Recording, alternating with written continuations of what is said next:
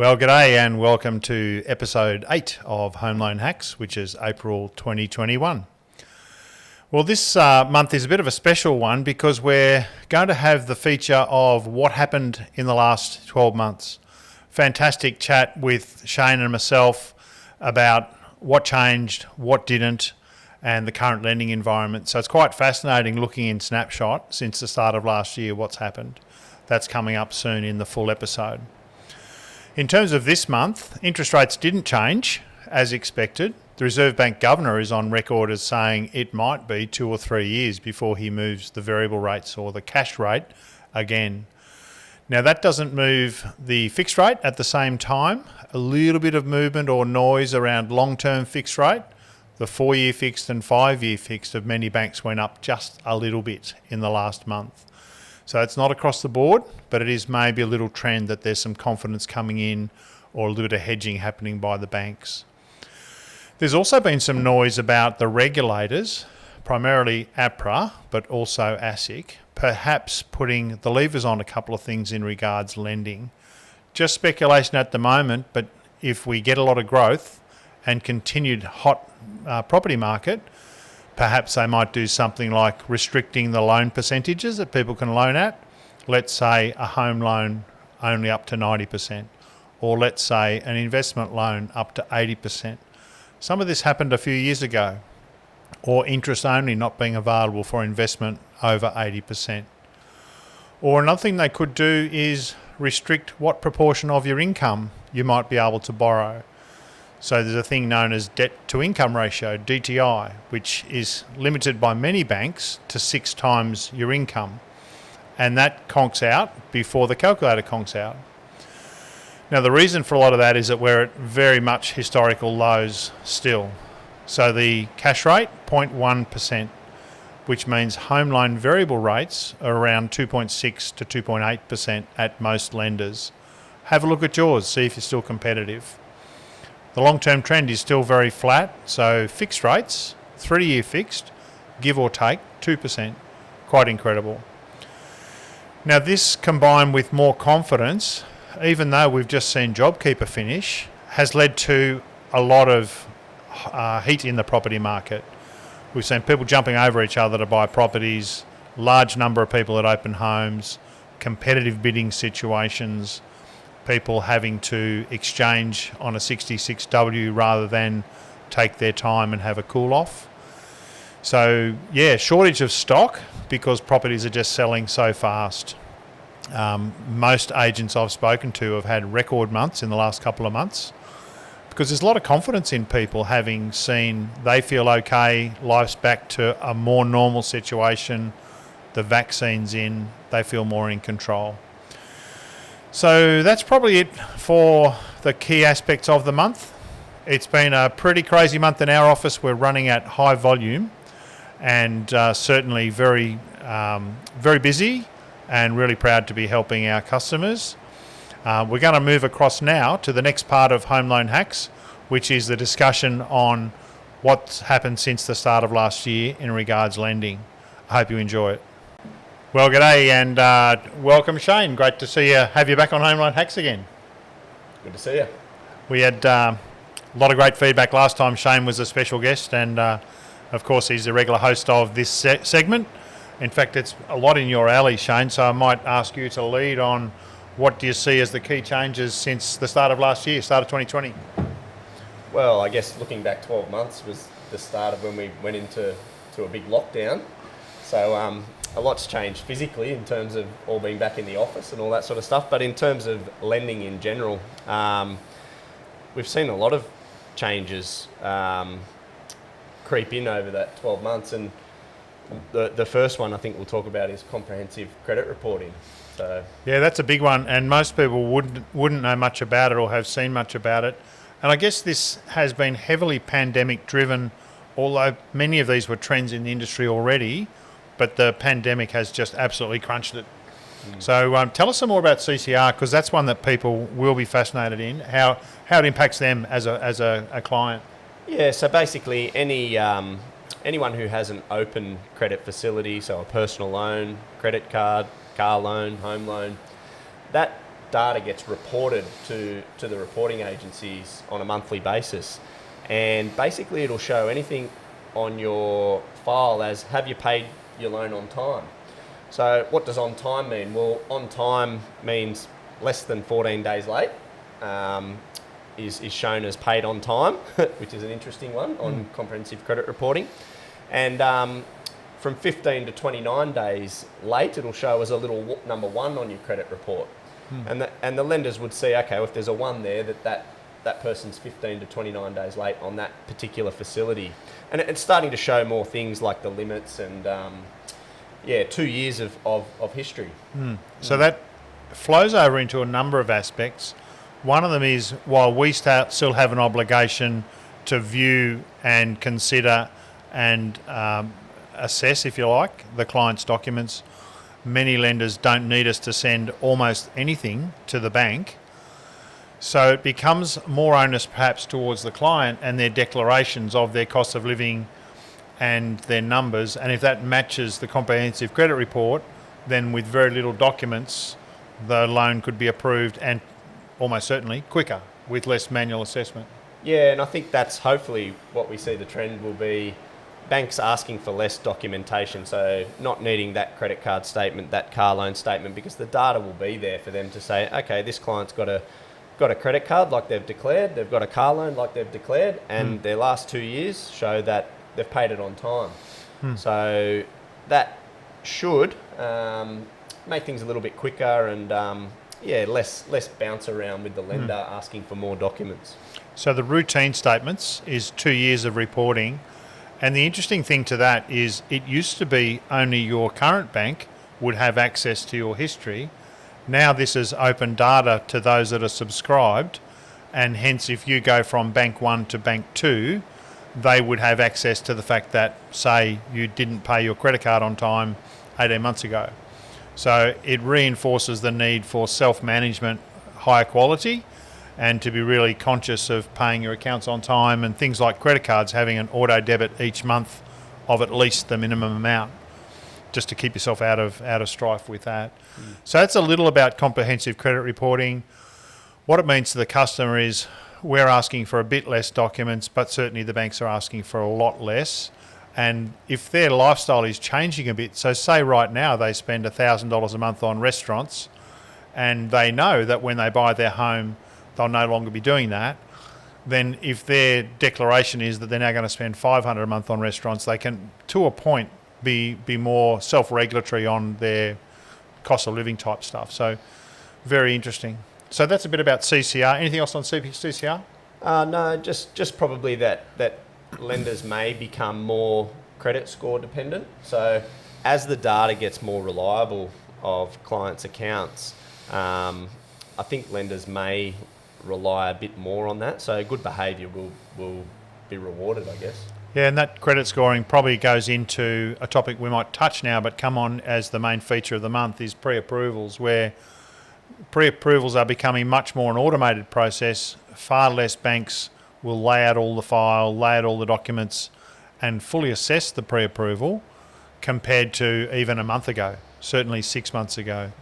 So of the lenders we would regularly use, say in the top 10 lenders in Australia, how many now would do a fully assessed pre-approval? Half or less than half? Probably less than half, yeah. Yeah, so more of them are doing a pre-approval, which is an automated process, and that'll be the topic of the month as to what this means to us as a buyer. So we'll perhaps come back to that one. What else are we buying? How about tell us about valuations change? How valuations changed in the last year or so? Yeah, so it's a little bit along the same lines as comprehensive credit reporting. I think as the data improves on what data is there, banks are more able to rely on the data. So it's the same with valuation. So as they have more data and know that particular property is, 4 bedrooms, this is when it sold last, this is what everything's selling around it, there's more and more automated valuations occurring. So if it's punched into the system, the valuation tool, and the tool determines, with a high degree of likelihood I can be fairly certain that what they've paid for this property, $600,000, is in line with the market and what's been happening. So more and more automated valuations, and that can be computer generated. It can then be a desktop valuation where a valuer actually still does a valuation but doesn't have to go out and inspect the property, so they do their own research. It could be a curbside, so a valuer could go out to drive past the property and say, oh, yep, there it is. It looks like what I expected, and yes, that's the value I give it, or a full inspection. So I think we're seeing more and more in the first categories, that the AVMs, the automated valuation model, or even the desktop valuation. So less and less full valuations having to be. Yeah, and I was talking to an agent colleague this morning and said I would estimate that compared to 12 months ago, maybe only 30% as many full valuations, so very few. And this is, again, a bit of a tick box confidence approach: save money, get it done faster. Is it a fair transaction? Is it a real estate agent involved? Is it an open transaction between unrelated parties? Is it an existing property that has been a dwelling before? Is the confidence around the data on it? And even up to pretty big loan numbers and pretty big percentages. We're seeing a lot of those automated valuations, or the next step up being a desktop where someone gets that automated information and also makes a judgment, maybe looks at Google Maps, looks at a few things, considers better or worse properties, and then up to the curbside, which is a drive-by. So we're seeing valuations occur very quickly. Most valuations within 24 hours from when we order it, even a curbside, even a full valuation, it's been quite quick.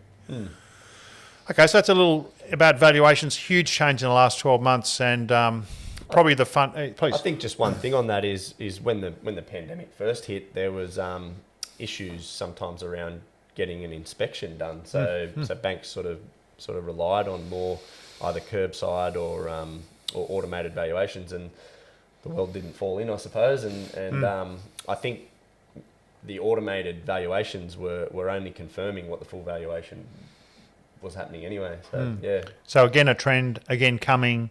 Again, a desired outcome for all, including the lenders. It would save them money and time, get them quicker results, and accelerated by the pandemic. Which I guess probably should have started first with the impact on our business. We've been very much remote, and Zoom has become our new best friend. And interestingly, the clients absolutely love it. There's a few. I mentioned Dave's name. Dave came in last week. You know who you are, but you're probably not watching this because you're not that tech. But a few clients, and we still welcome that and are very safe with that. But most clients, if we say, hey, what time would you both be home? Would the kids be in a good place, or self-starter, or looking after themselves, or in bed, or on a Saturday morning? When's a good time for you to sit in your lounge room and us to have a chat on Zoom? So definitely finding I'm doing a lot more meetings and shorter. So a little bit about a first chat. What generally do we qualify for? Or later, obviously, the loan options, which I can relay on a screen and talk about options, etc. And I can feel very much customers really love the remoteness of it. What's your comment on that in terms of what might be behind that, Shay? I think, well, I guess you can have a meeting to address the topic at the time, and then if there's other things, you can come back to it rather than trying to pack everything into when you might go and see someone, or they've got to travel in, or their sort of schedule doesn't quite fit around. You're having more meetings with the same clients to touch the topics when needed, or when a question might arise, and then being able to, I guess, talk to more clients. Yeah. So at least 3 meetings for most clients. Mostly it's as soon as the need arises, I might have talked to one of a couple, say, and we have a rough idea, but it's mostly input. And then I would say, well, when is it good for both yourself and your husband, say, to have a Zoom meeting? And then we talk about ideas and options and trends in rates and the like as a general scope. And in broadly, you would qualify for a loan of, say, $600,000, and that would be, depending on fixed or variable, maybe $530 a week up to $580 a week or something like that. How does that feel as an end state? And then perhaps send them some property data, so sales in the suburbs that interest them, etc. So again, an automated data type service, which we're sending a lot more out. And then the next meeting might be to say, okay, well, we know we're getting a loan about that size, gets us a property worth about that much. Let's now look at the loan options based on what we talked about before. And a subsequent meeting to be, let's look at the strategies in buying a home. So from exchange to cool off to settlement, all the things that happen and how you might prepare to understand the transaction, and then integrating with a conveyancer or solicitor, and how to step through that process, and quite a lot about negotiating a property and empowerment essentially, and being ready to have those conversations with the agent, which we find the clients love. So doing a lot more of those types of meetings instead of people having to come in to do it on a Zoom. It's been quite groundbreaking for our business. Our volume is up a lot, and primarily it's that tempo of quicker meetings, shorter meetings, and at people's leisure, if you like. What's something else we've got here? Electronic documents, Shane. Do you want to talk about how that's progressed and what impact that's had on us? Yeah, so progressively more and more lenders are enabling clients to sign their loan offer agreements, so their loan documents via like DocuSign. So historically it was sort of a bit of a halfway approach as well, where some lenders brought in, you could sign the loan agreement via DocuSign, but we still had to print a mortgage document and get that signed and posted back. So there was still a little bit of clunkiness in that, but more and more over the last 12 months, lenders, the State Titles Office are accepting DocuSign mortgages in New South Wales. So more and more lenders are doing the full set of loan documents, which can be DocuSigned. So it basically just saves time and makes, the stress of the settlement period less. It makes it quicker. So that's been a really positive change. There's still, for instance, in Queensland, you still can't do it that way. They're a little bit behind New South Wales in that regard. So you've still got to print a mortgage and send it in and get it checked manually. But more and more we're starting to see from application stage to settlement, more and more lenders that are offering basically a full electronic digital signing process, which clients love. It's just so much easier and foolproof, really. So if a client accidentally makes one little mistake on a document, it's got to be all resent out. Whereas you can't really make that mistake on electronic documents. Sure, it might scream at you a few times to say you can't put that in, or that's not an account number, or something like that. But it's a lot more foolproof. Yeah. And that's come right through. So we sort of have a chuckle here in the office about 5 or 6 years ago. We would give clients all of the due diligence documents and show them commissions being earned and ask them about cost of living, but it was pretty much a paper-based exercise. Get a pile of paper and send it on. Well, we didn't ever have a fax, but virtually send like a fax. So now it's send a fact finder to a client with a file invite. They upload their own documents. They put in all the data, which we then proof and work with them. We then work on a solution and listen to their needs and issue them a game plan document, which is electronic. So they can either sign that on their phone or ask us if there was something to discuss more or whatever, but mostly it's all okay at that point. They sign on their phone. That's the authority to then send them bank documents, which are often electronic again, so they can just click on their phone. At least maybe a big third, nearly a half of the lenders we're dealing with are doing that. So again, foolproof. You just can't muck it up.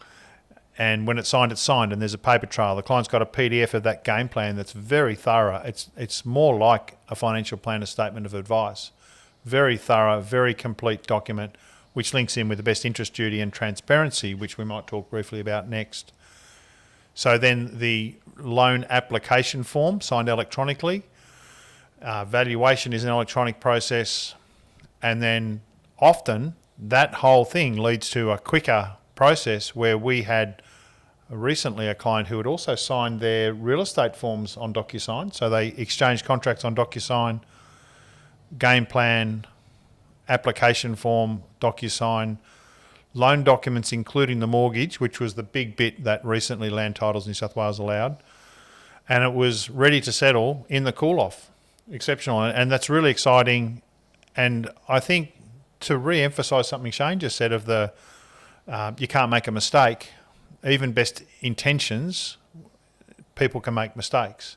They might date something that shouldn't be dated or not date something that should be dated.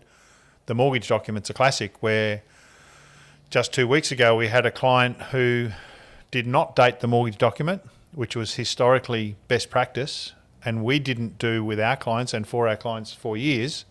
But then about a year ago it became best practice to date it. So some solicitors and brokers and bankers might be advising, no, don't date it, but it's actually a nuance that's changed, and lenders often wouldn't have minded either way. They would date it when they execute it. But now we had one that said, no, it must be dated by the client. Well, you can't make that mistake when it's an electronic process. You don't have extra sets of things being sent through express post in the mail, etc. So that's been a big change. Like, how much would that electronic file versus a manual file, how many hours per file might that save us, and how many days or weeks preparation time for the client might that save? Yeah, I think a couple of hours at least. But the big one is just saving the client stress, because things happen quicker. So particularly obviously with the loan document stage, being ready for settlement, a few weeks out it just puts the client at ease, and not having to race to think, has that mortgage been delivered to Melbourne? Has the express post arrived? You're tracking it to try and see if it's got there, and then you're trying to follow up the lender to say, hey, it's arrived. Can you check it? Can you image it to your system? And then getting the verifications team to actually sign off on it. So it just takes that hassle and stress out. And I like the fact you said for the client, but it's also for us. It's like ready to settle means everything's okay, and we can move on to working with and for the client on something else, which is great. So we pride ourselves on spending more time with less clients and having high quality clients that we assist. So things like the data on sales, things like the preparation on how you make an offer or the exchange process, we can spend more time on extra things. Are they appropriately insured? Do they have their building insurance lined up? Are they right with utility support? Now, some of that is, would you like fries with that? And I don't really like bringing it up, but I feel right bringing it up. Others is critical, like risk insurance, death, disability. So we can slap through and just do a loan. I don't make much money out of extra services. Pretty much just pays for the time, if that. But it feels good, and that's how we want to portray. So doing things quicker, more efficiently, having better processes, cleaner and quicker for the client, gives us more time to allocate to better areas, or even just running a podcast. Like, we want to be a bit different to what other people do. We touched on best interest duty, Shane, and the game plan. Can you talk to us a bit about that, how that, what that means to the client, and particularly the game plan? Tell us a bit more about that document. Yeah, I think that the key things about the game plan is it's exactly that. It's the game plan. It's what we're looking to do for the client. So basically it's documenting all of the client's requirements and objectives and needs and basically what they're looking for. And then it explains our recommendation. So, we might have considered 3 particular lenders. We had one we talked about this morning without a name, talk through the types of conversations in what ended up in the recommendation. Yeah, so it could be things like data security might be important to the client. Service, it could be obviously a good fixed rate, a low overall cost, but wanting to be able to make additional repayments. So the credit policies of the lender. Yeah, the credit policies, which do differ a lot. Yeah, that's right. So our recommendation needs to be based on the overall needs, I guess, of the client. And then the game plan, what it does is it actually explains exactly why we've come to the conclusion and recommendation we have. So lender A might be slightly cheaper than lender B. However, if lender A doesn't support the credit policy and the loan wouldn't get approved or is less likely to get approved, our recommendation still might be lender B, and we explain why. Or is a bit slower, or there's a lot of things, and it's interesting. A good broker would say, oh yeah, I know that, I told the client. But to have it written down in a document the client has as a record of the reasons for decisions is great and has never been so. It was kind of needed. There was a mention of other products. There might have been a comparison, but to talk through those options, to document the data that we are now authorised to send to the lender, that this is your authority for us to send to XYZ Bank. And so, it's a document we're very proud of and gives us also good focus and clarity. We go back to the game plan to check in and make sure in the future what were the reasons and how would that impact? Is anything the same or different in terms of their family needs or structure or future goals, future objectives? Do they have an aversion to, they want to keep $30,000 always spare?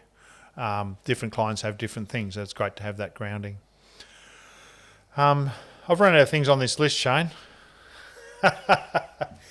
It's been a roller coaster this last year. Yeah, I guess I think the theme has come through that automation has snowballed, I guess, and the pandemic has, really expedited that in terms of remote verification, even lenders accepting remote verification, but just automation of everything is becoming, that's what we're seeing there, isn't it? Yeah, so remote verification as in ID. So previously we would have to have a face-to-face meeting with a client, see their original documentation, take a copy of it. I'm a JP, so stamp it, or just say I'm a broker and I certify it's the same. So that face-to-face meeting requirement is no more with any lender, and I don't think they'll turn back. So we could do, say, a Zoom meeting. We would have a copy they've already sent us of their ID. We would then, it's a bit of a funny process, they would hold it up to the camera so it's recognisable that it's their driver's licence, and we take a photo of that to confirm that we had a face-to-face identification. Now, often that means the client doesn't even need to go to the bank to double up on their identification or go to the solicitor or conveyancer who can also do remote ID. So the data, the speed, I think great benefit to the client in many regards, and certainly I don't think the credit policy's been a big change. Like, we haven't talked about credit policy in the last 12 months. I think it's still solid. If people have savings, have income, have a good credit history broadly, that they have conducted themselves well, savings the key, savings the big one, and that gives us great comfort. So certainly I think credit policy's possibly got a little easier, not harder, in the last 12 months. Certainly more understandable where the new normals are there. I think that's probably great, Shane. So hope that was interesting to everybody in terms of what's new and what's not in the last 12 months in lending. We're certainly feeling good about the opportunities it's presented and where we go to from here. We feel in a great position to help our clients, and that technology, data, trends, lending systems, while there's a lot of challenges, every day we come across a new challenge that we don't quite know initially how we're going to deal with it, but you start calling people, you start pushing buttons and chasing things and reminding people, and things always seem to work out. So it is a tough industry, but very much enjoyable to use these tools, and I hope you enjoyed that segment. Well, g'day and welcome to the segment for April 2021, which is it the death of the pre-approval? So this has been one that we've seen a lot of change in the last even month or so, and I wonder if you might want to set the scene for us, Shane, about what we'd seen in the past with pre-approvals and what the trends are now that we're having to work with and work out solutions for our customers. Yeah, I think as we've seen in recent times, lenders' turnaround times have been a little bit slower. And shocking. Yeah. Certainly the major banks have been extraordinarily slow, 1, 2, 3, 4 weeks to have the first response. Shocking. Yeah, and I think one of the things that's caused that is often the amount of pre-approval applications that lenders are getting. So in the past, what used to happen is they would assess a pre-approval in exactly the same way they would assess a full approval, and some lenders still do. However, I think what has happened is more and more lenders looking to see how can they make that process quicker and potentially more automated, In doing that, they lose a little bit of the thoroughness that they would do with a full manual assessment. But what we're seeing is more and more lenders, particularly in the last month or two, starting to pull out of what we call fully assessed pre-approvals, so a manual assessment by an actual assessor. And So that full assessment is basically lay out all the documents, run a credit check. Somebody looks at all the statements for savings, credit cards, loans, etc., item by item, and comes back with a confirmation that says, yes, client, you are pre-approved subject to only finding a suitable property up to $700,000. And that would give strong comfort to the client. But the conversion rates for the banks that are doing that, I heard one lender recently say 15%. yeah, something like 10 to 15%. Yeah. And I think the fact that the market is such a seller's market at the moment, I think that's another factor that the conversions aren't as high, potentially. So the banks have prioritised full approvals. So if you come to any lender with a contract, preferably signed and exchanged, and all of the details, and say, I would now like a loan that is fully approved, that's a higher priority. And it's also segmented by a simple deal, like salary under 80%, especially salary at our own bank. They would be the quickest. And then you would have some minor things like slightly higher percentages or a little bit of self-employed income, simple self-employed, and the more complex, the slower. So, but that pre-approval, the fully assessed pre-approval, a little bit like we just talked about in the episode 8 of Hacks segment, all of the data is now giving much more certainty to the lenders about credit reporting. So the conduct of clients' file, the conduct of clients' statements and all accounts in the last 2 years, that they would already have run a credit check, that they would have looked at items like probation or not. What percentage, how long have you been at that address, how long have you been in that job? And there's no real surprises out of that. So they probably feel that the data-based pre-approval is a pretty strong pre-approval. And I guess we're coming to terms with that, Shane, and like what's some of the conversations we've had around that, say with auctions? Yeah, so I guess with more and more of the comprehensive credit reporting and more reliance on that from lenders, it is a stronger pre-approval automatic than it probably was previously. And then, yeah, I guess at the end of the day with going to auction, yeah, there is a risk. But yeah, what's a pre-approval and what's the expectation of the borrower in terms of what their pre-approval, how far should or shouldn't it be assessed? And then can you blame banks for prioritising full approvals? Well, they've sort of got to make it work in a cool-off for people who have exchanged. So there's an element of that as well. So we get the bank's perspective to a point. But yeah, it's an evolving topic at the moment. And I think too, it is unfair if you've got 5 banks not doing pre-approvals fully assessed and one bank's carrying the load. What happens when they actually find a property? Do they proceed with that lender or have they just done it for comfort? And that's a free process that at the bank's cost, basically. So yeah, it's understandable. Yeah, it's an interesting one. So if we relate that back to the purchase, what we've historically encouraged our clients to do is not take any risk. So they have a fully assessed pre-approval. They then exchange with traditionally a 5-day cool-off. So the cost to exchange is 0.25% if you have a cool-off. So let's say you buy for $800,000. That's $2,000 that you've committed and in general wouldn't get back if you withdrew, but you're the only buyer.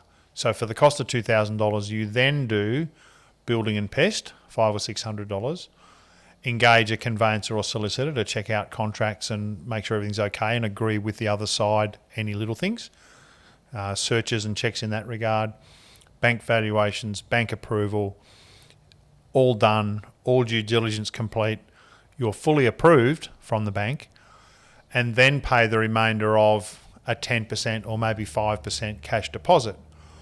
So that's a much safer process and much more beneficial to the buyer. If you have an auction situation or waive your rights to a call-off, so sign with a 66W, then it's basically, and the agent would generally reflect that as, well, who would be able to sign first? And we would need you to sign a 66W, but essentially means crash loading all of that at the front and how much risk or not do you accept, including, say, an auction where you would want to have a building and pest done, or often the agent will have one available for an auction property. You'd want to have the contract checked and all terms agreed. You can't do a valuation, so you would have to feel very confident, fair price, and you would have to have enough confidence yourself in the pre-approval process and how strong that is.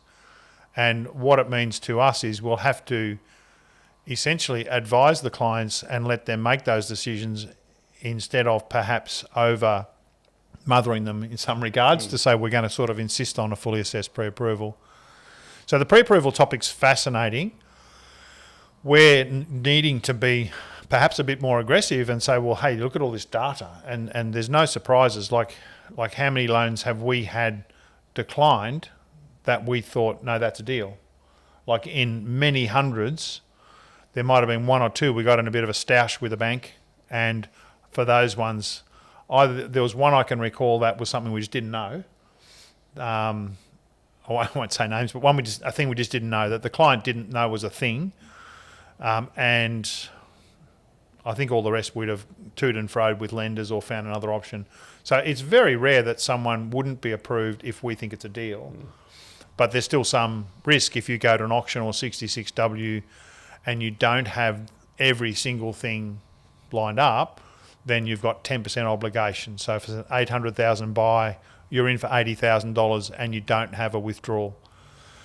So yeah, in our duty of care in trying to keep people safe, but I guess also they have the conveyancer and solicitor who is their legal representative, and we've got an interest to that as well. Yeah. So very much we think that very few lenders will keep doing pre-approvals long term and fully assessed pre-approvals. That in some ways that's going to be a good thing, because if the client has a good, clean, solid profile, if they've got solid savings and or equity, it might be a parent guarantee or it might be a first home deposit scheme, but equity of some sort and income that's solid, and their comprehensive credit report comes up okay, and we can run credit files for people on their authority, then that's probably going to be a benefit, because the whole process, including the pre-approval, would be quicker and would be still very rigorous. So there's a bit each way on that one. Yeah, and there's a lot of computer modelling and scoring and different processes that go into the decision of that, and it's quite a thorough electronic approval, even though it's an automated approval. So it's, I recall one a couple of years ago, which was a huge deposit, had a lender we use a bit, and they lived at home, single person, lived at home, that scores badly. Huge savings, which had been in a parent's account because, or in fact a work account, a fantastic employer scheme that they were supportive of this young guy saving. So it wasn't in his own name, but it was a huge deposit, like $200,000 or something for a $600,000 or $700,000 purchase. This young lad had done amazingly well, and he was credit score declined because he was a single person. It's not as strong as two, hadn't been renting, hadn't had a credit file at all, I think, didn't have a single credit card or anything, and lived at home, which credit scored very badly. So those things are a bit of a... They didn't account for his... They wouldn't consider his savings. They didn't say his savings was his own. Because it was in a work-type facility, yeah. So that's a rare one where a credit score knocked over someone. That's not a credit file. That's a internal bank credit score. But I guess what we're getting to is, without over bankifying it, is there is a pretty rigorous process in a pre-approval. The banks are entrusting more in the data.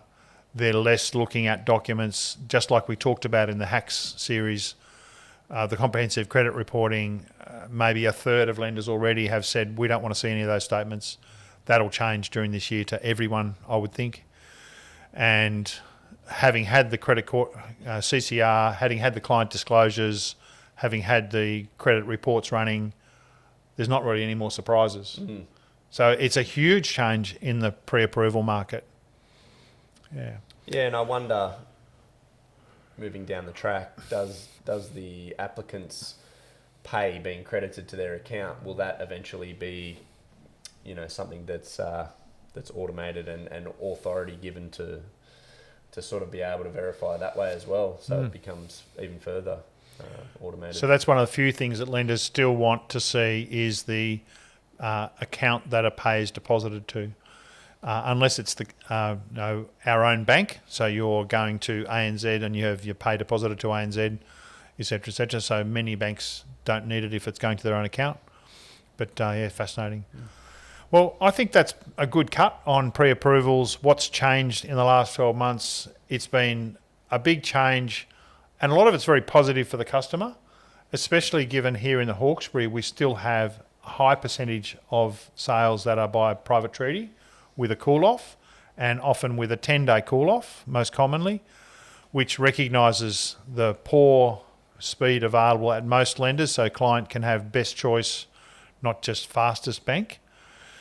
So the sort of gentlemanly exchange, which I think very few of them fall over. So I think the agents in our area have confidence that a private treaty is a good thing, but many areas it's heavily auction and 66W. Even, for example, Bathurst, we were talking to an agent colleague the other day, 90% of sales in Bathurst are now either auction, which is half, or another 40% are 66W. So when you exchange with no cool-off, extraordinary. And in a city, in a south, in a west, North Shore, Northern Beaches, they're pretty much all 66W and auction.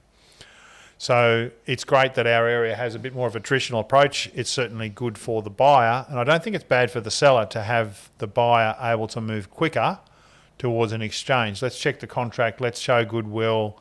We're already pre-approved through Loan Market Richmond. Let's do that exchange and get the due diligence sorted and make a decision that gives everyone confidence. So I think that's a great run on pre-approvals. Fascinating, the changes. It's a fast-moving world. This is also the end of episode 8 of Home Loan Hacks. It's great to share our thoughts with you, and I trust that you and yours are well.